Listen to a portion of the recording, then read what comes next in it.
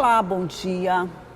A perda é com certeza um dos piores sentimentos da vida e até hoje a gente ainda não se acostumou com ele. Daí o luto passa a ser também um processo muito delicado, complicado de se lidar até se aceitar com ele e começar a aceitar mesmo. E é sobre isso que nós vamos conversar no programa de hoje. E quem veio falar sobre esse assunto comigo e tomar um cafezinho, claro, foi a Sana Brandes Caldas, que é psicóloga e analista de comportamento. Bom dia, Sana. Bom dia. Seja bem-vinda. Obrigada pelo convite. Seja muito bem-vinda. Feliz por estar aqui com você. Vamos falar primeiro de perda. Por que até hoje a gente tem perda todos os dias, em todas as fases da vida, mas parece que até hoje a gente não conseguiu aceitar esse processo? Por quê? Na realidade, a perda é um dos piores sentimentos que o ser humano deva sentir, né, no processo evolutivo de vida. Ninguém foi adaptado a ter esse sentimento e ter que perder, ter que abdicar de algo que se ama, que se gosta. E a gente não fala só da perda, né, de um ente, querida. Sim. A gente fala da perda de um modo geral. Sim, por exemplo, se você perde algo que tem um valor afetivo, sentimental, você sente também. Então, assim, a gente estende principalmente a perda de um ente, de alguém que você ama. Então, isso faz parte do processo de evolução, mas não é aceitado de uma forma mais amena pelo ser humano, porque ao longo do processo não foi inserido na aprendizagem dele. Então, daí se torna algo mais dificultoso e mais lentificado para que nós possamos aprender de fato com a perda. Lembrando que todo mundo vai passar por esse processo. Pois é, todo mundo vai passar por esse processo. A gente sempre aprendeu que tem as fases da vida: nascer, viver e morrer. Isso. Só que depois que a gente nasce, a gente esquece essa última parte, né? A gente pensa que é nascer e viver e, de preferência, para sempre. Pois é, e esse para sempre, ele é bem tabulado na rotina social da gente.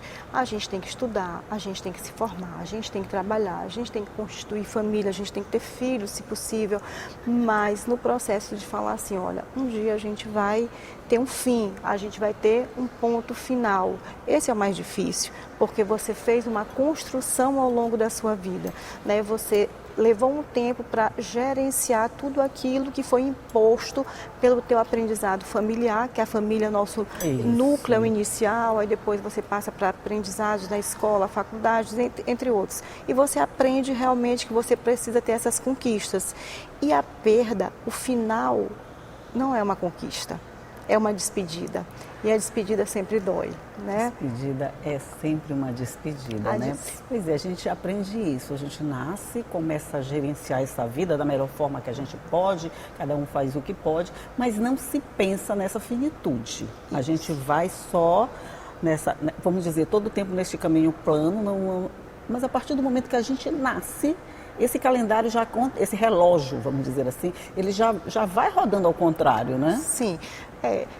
A ciência fala que a gente tem um tempo determinado, de fato, para a gente estar aqui, né? A gente nasce, mas a gente tem um dia, de fato, para retornar às nossas origens que antecedem a esta vida aqui. É claro que isso não faz parte de um senso comum. A gente leva um tempo, de fato, para aprender que tem esse ponto final, só que o ponto final, como eu te falei, é uma dor. Se torna, quando não organizado de forma interativa com você mesma, pode causar até uma patologia, né? Pode trazer um transtorno, né, psicológico, e isso é muito importante a gente ressaltar isso. Vamos já falar sobre essas consequências. Nós vamos falar de perda de uma forma geral, e aqui eu já não estou nem falando da perda de entes queridos. A gente fala da perda de um modo geral. Qualquer perda traz essa sensação? Qualquer perda. A perda de um concurso, a perda em jogos, né, que hoje a gente tem visto muito isso e tem causado danos absurdos na nossa sociedade, né? A perda de uma forma geral de objetos mesmo dentro da tua própria casa, da tua própria rotina, isso te causa um estresse. Se a gente perde o celular, então, se a gente perde o celular, a gente perde a vida porque parece que o celular tomou rumo para uma proporção muito grande da nossa vida. Então são condições que a gente acaba levando ao longo da rotina existencial da gente, e se a gente for parar a pensar, acaba que a gente fica disfuncional e dependente desse momento de não saber perder. E aí que a gente começa a entender que a perda ela tem que fazer parte do processo. Nós somos seres de finitude. Imagina um objeto, imagina o outro alguém, imagina nós mesmos. Então, nós temos um ponto final, sim. Tudo na vida tem um ponto final. O que é o problema maior é entender a finitude e que hoje se faz necessário diante de todos os contextos aos quais a gente tem vivenciado. Pois é, a gente está bem pertinho do dia de finados, por isso a gente está falando desse assunto, de como lidar com a perda, de como lidar com o luto. Para algumas pessoas é bem mais complicado, né? Aí vai da personalidade de cada pessoa, de como cada pessoa é, para aceitar esse fim. Parece que tem pessoas que conseguem aceitar de uma forma mais, vamos dizer, mais tranquila. Não sei se a gente pode nem usar esse termo no caso desse. Mas para outros é um processo tão complicado, tão delicado, que parece que dura a vida inteira. Isso. A gente não fala de fato assim, a gente fica preocupado no tranquilo. Existem pessoas que passam essa tranquilidade quando a perda vem de um ente, né? Mas a gente entende que na perda do luto de uma pessoa, né, a gente tem algumas fases, né? A perda a gente passa pelo processo de negação, a gente não aceita perder aquela pessoa que a gente amava tanto. E aí depois que a gente começa a entender esse processo do luto, a gente começa a fazer uma barganha, né? Uma barganha, como é que é? O que é a barganha? A gente chega assim, meu Deus, se tu trouxer aquela pessoa de volta, eu faço isso, eu vou mudar aquilo, e pede para entidades, para ser superiores. Se aquela pessoa volta, eu amo, eu vou mudar tudo na vida. Então entra nesse processo. E aí depois, quando ele começa a entender que nada trará de volta aquela pessoa que ele tanto amava, que a gente tanto ama, a gente começa a ter um outro tipo de entendimento, né? E aí a gente entra num processo mais da depressão, do choro, da tristeza. É, né? O começo da aceitação? É o começo da aceitação. A aceitação ela é o último estágio, né, desse processo de perda para esse enlutado, porque ele tenta de todas as formas entender que ele poderá trazer essa pessoa de volta. Essa é a primeira sensação, Sana, de que se eu fizer alguma coisa, assim, se eu pedir, se eu prometer, se eu fizer promessa, essa é a segunda. Primeiro, né? A gente nega, a gente não aceita, a gente discute, a gente esbraveja, a gente blasfema, e aí depois que nada disso adianta, que a gente, entre aspas, né, no português bem chulo, cai na real.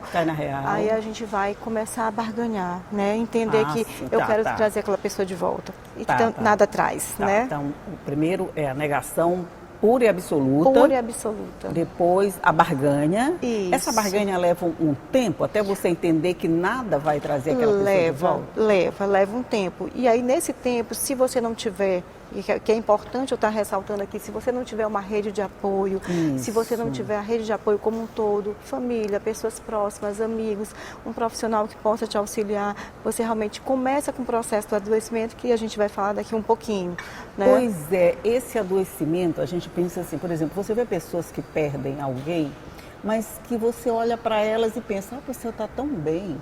As pessoas que não reclamam, que você não vê chorando, por exemplo, eu nunca vi fulano chorando depois da perda, vamos dizer, depois da perda do marido. Eu nunca vi fulano chorando desse jeito.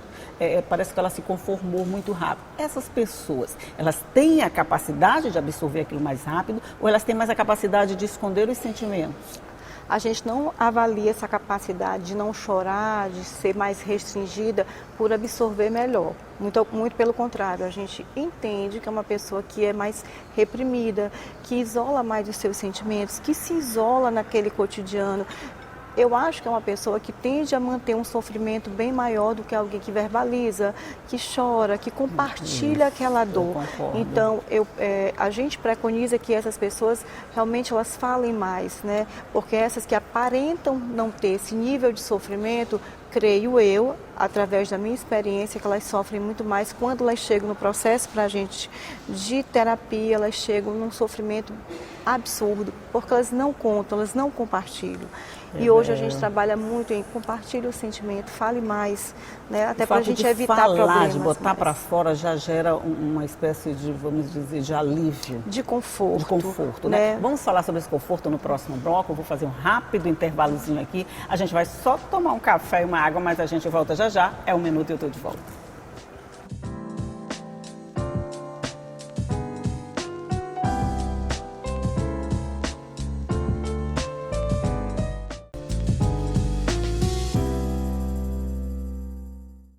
Já estamos de volta conversando aqui sobre o processo de luto, sobre as dificuldades de encarar perdas e como a gente pode fazer para superar esse momento que, de alguma forma, é inevitável, não tem jeito, a gente vai passar por ela. E eu estou conversando aqui com a Sana Branches Caldas. A gente estava falando, né, nessas pessoas com dificuldades de verbalizar e com dificuldade de botar para fora esse sentimento todo. Por quê? É vergonha? É medo de sofrer mais? Não gosta de se expor? Quais são os fatores nesse caso? Existem vários fatores, né? O medo, principalmente da exposição, o segundo do ser julgado, né? E de regras que foram aprendidas. Olha, você não pode chorar. Você, por exemplo, homem não chora. Você é uma menina forte. Você não pode demonstrar fraqueza. Então, esse processo desse nível de aprendizagem faz com que você realmente absorva e não queira compartilhar todo esse processo, né, do sentimento, do luto, entre outros fatores que essa pessoa ao longo da vida aprendeu a não falar, a se isolar, a não dividir o seu sentimento. E isso se torna assim bem complexo ao longo da vida dela como um todo, não só para o luto. E essas pessoas são as mais suscetíveis às consequências mais graves da negação desse luto? Sim, são mais suscetíveis não só à negação, mas propensas a ter um sofrimento mais extensivo ao longo desse processo de dor. Esse enlutado, que ele não fala, que ele não divide, que ele não compartilha com essa rede de apoio que é fundamental nesse processo da perda, ele acaba em adoecimento, agravando a sua saúde. E isso se torna bem complexo porque ele já está saindo de um processo ruim de perda e passa para um processo de doença, o que compromete ainda mais a vida dele. Pois é, e quais são as doenças que mais podem aparecer nesse período onde você tem esse sofrimento intenso e que não consegue de forma nenhuma se livrar dele? A depressão está em primeiro lugar, né? Até pelo humor rebaixado, que a própria perda, o próprio luto causa, né? Diga-se de passagem, é o último estágio e se a pessoa não tiver um tratamento, não tiver um apoio, ele realmente acaba sendo acometido pela doença, pelo transtorno depressivo mesmo. A pessoa desenvolve um transtorno de ansiedade, o transtorno do pânico, que está enquadrado no transtorno de ansiedade, entre outros também, chega a cometer um transtorno da tentativa até de tirar a sua própria vida. Aquela pessoa, perdi a pessoa que eu mais amo, então o que eu vou fazer aqui? Para mim acabou a vida.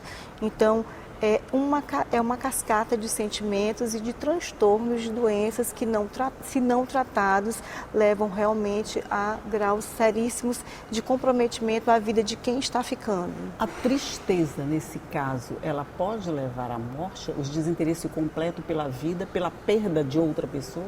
A tristeza, quando não tratada e quando não acolhida, né, com ética, com responsabilidade, com o tratamento, ela pode se desenvolver sim a um transtorno, né, de agravo de doença. A tristeza, todos nós ficamos tristes, né? Imagina quando se perde alguém, se entristece muito mais. Só que essa tristeza não tratada, ela começa a iniciar um processo de doença, uma depressão gravíssima. E a depressão, você sabe que é uma das grandes causas hoje de morte. É verdade. Não é no país, é no mundo inteiro. É no mundo inteiro, sim. Mas também vem outro processo, vem uma outra complicação, a dificuldade de buscar ajuda. Eu acho que o buscar ajuda já é complicado de qualquer forma. Nesse caso, é mais complicado ainda, não é? Isso, por isso que a gente pede, né, que essas pessoas hoje e que a sociedade se abra mais para buscar essa ajuda. Antes de você chegar no profissional que trabalha, no profissional competente a lidar com perdas, com lutos, com transtornos mentais, você precisa ter uma rede de apoio. Né?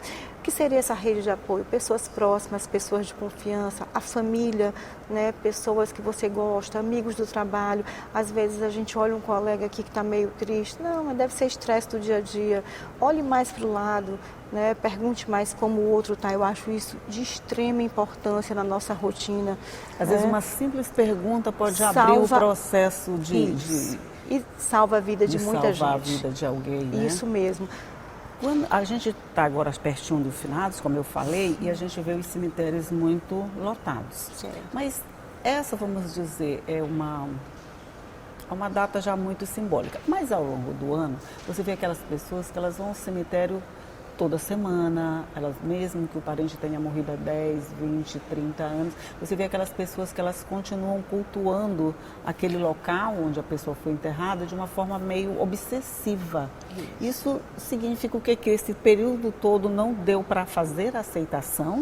Ou é uma aceitação já resignada? Como é que a gente interpreta isso? É uma aceitação, né, resignada, e a forma de ir ao cemitério toda semana, de 15 em 15 dias, é uma forma que essa pessoa, que o enlutado aprendeu a querer estar mais próximo daquela pessoa que se foi, mesmo tendo como sentimento que ali, né, foi o corpo físico, né, mas é uma forma que ele aprendeu de minimizar a ausência da pessoa que se foi. De estar perto. De estar perto.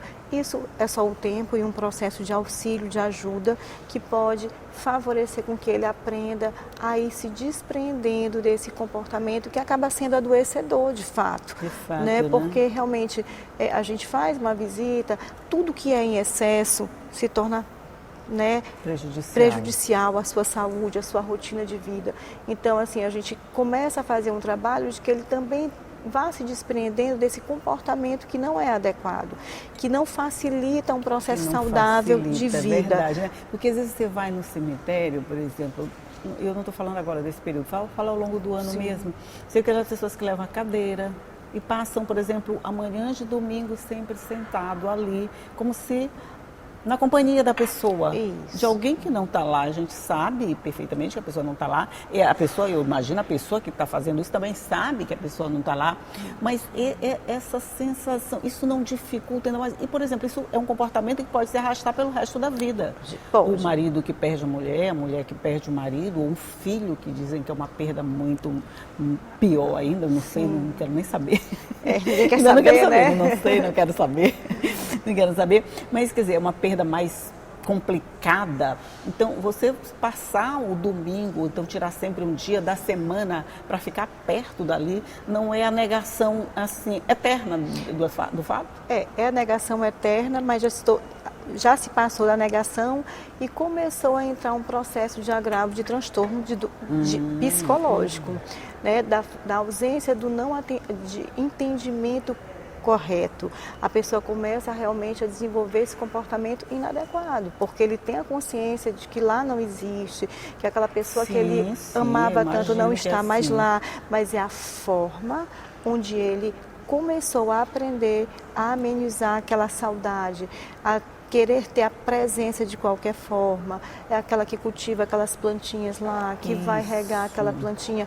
Aquele regar, eu já ouvi no consultório que eu estou regando, eu estou cuidando daquela pessoa. Então é a forma que eles desenvolvem para achar que estão próximos daquele ente querido. E com o tempo passa a acreditar nisso, né? Quer dizer, eu estou cuidando dessa pessoa, estou cuidando da morada dessa pessoa, né? É ali que ele está. Mas às vezes também quando você conversa com uma pessoa, ela, não, eu estou bem, para mim, isso aí, eu nunca vou me conformar com essa perda, mas eu já estou bem. Não fica mais difícil ainda você chegar perto da pessoa? Por exemplo, tem uma mulher que perde o marido, né, já está há 15 anos com essa perda, conseguiu uma outra pessoa, já está até casada, namorando com outra pessoa, mas ela desenvolve esse comportamento repetitivo de estar indo no cemitério, de ficar indo lá sentar, regando. Isso é um comportamento obsessivo compulsivo, né? E aí a gente trabalha já outras questões que envolvem a rotina dessa pessoa de muito tempo. Ela foi só a perda daquele amor, foi só um agravo para desenvolver outros tipos de comportamento, que é esse comportamento obsessivo de estar lá presente naquele túmulo, de estar arrumando a plantinha, de estar lá sentado, de estar conversando de forma obsessiva, de forma repetitiva. Aí isso já realmente passa a ser um transtorno psicológico. E nesses casos, só uma ajuda profissional mesmo para dar um novo formato nessa saudade. A saudade você vai sentir sempre, né? Você só tem que trabalhar essa saudade. Isso, a saudade ela é um sentimento que ela é um pilar da vida. Eu sempre costumo dizer que nós temos vários pilares. A ansiedade mesmo, que se diz ser hoje uma das piores agravos da saúde mental, né? A ansiedade, o medo, eles são pilares inerentes à vida de todos nós. Só que que nós não podemos pegar esse pilar e transformar ele em doença, né? Então, eu sei que eu sinto saudade. Saudade é um sentimento positivo de algo de alguém que você ama, de alguém que você quer por perto. Mas a partir do momento que essa saudade, ela começa a ser significativa na minha vida, ela começa a me adoecer, aí realmente eu tiro ela como pilar e coloco ela como fator doença na minha vida. Mas a saudade é um processo natural e evolutivo de todos nós. Então, mais ou menos assim, vamos sentir saudades, vamos sentir falta. Vamos lembrar. Vamos lembrar, mas também vamos lembrar que esse é o processo natural e que vamos ter que aceitar, não tem por onde correr, gente. Não. E a aceitação só acontece quando a gente passa pelo processo. Pronto, gente, eu acho que isso é tudo muito válido nesse momento em que a gente faz reflexão de todas essas perdas dos nossos entes queridos que foram embora. Saudade, vamos sentir, só não podemos ficar doentes e comprometer a nossa vida enquanto estamos aqui com todo esse processo. É um processo, a gente vai ter que passar por ele, não tem jeito, é aceitar e pronto. É aceitar. Aceitar e pronto. Por mais doloroso que seja, a gente precisa aceitar. Por mais doloroso. Sana, muito obrigado por compartilhar todas essas informações aqui com a gente. E eu que agradeço. Você está nosso convite para conversar. Obrigada. Obrigada a você, bom dia. Bom dia. Bom dia você que está aí do outro lado nos assistindo, que sabe que todo dia eu estou aqui 9 horas esperando por você. Mas agora é hora de Ronald Segundo e as notícias do Parlamento. Bom dia, Ronald, o que você tem aí para gente? Muito bom dia, Elda Borges, bom dia aos telespectadores do Café com Notícias. Olha, hoje, quarta-feira, há possibilidade de encontro no âmbito das comissões, inclusive com algumas sinalizações aí voltadas para a Comissão de Saúde, também para a Comissão de Educação. Caso se concretize, nós vamos acompanhar toda a movimentação dos trabalhos. Comissão de Saúde, presidida pelo deputado Florencio Neto. Comissão de Educação, presidida pelo deputado Ricardo Arruda. E claro, você sabe que hoje também é dia de sessão plenária aqui no Parlamento Maranhense. A partir das 9h30 da manhã, os deputados deverão voltar a se reunir para mais uma reunião no âmbito do plenário. Lembrando que as sessões plenárias seguem acontecendo às terças, quartas e quintas. Porém, amanhã, em razão do feriado, nós não teremos atividades no plenário da Assembleia Legislativa. Os deputados deverão se reunir novamente na próxima semana, na terça-feira. E claro, a gente vai ficar acompanhando toda a movimentação, hein, Elda, no âmbito das comissões e também no plenário, para poder trazer a cobertura completa, hoje ainda no Assembleia em Foco, primeira edição, a partir de 1h da tarde. Eu volto com você. Obrigada, Ronald. Obrigada a você. Você já sabe que todo dia, eu já disse, eu estou aqui te esperando. Vai ter sempre conversa e café quentinho para você. Começar muito bem o seu dia. Tchau e até a próxima.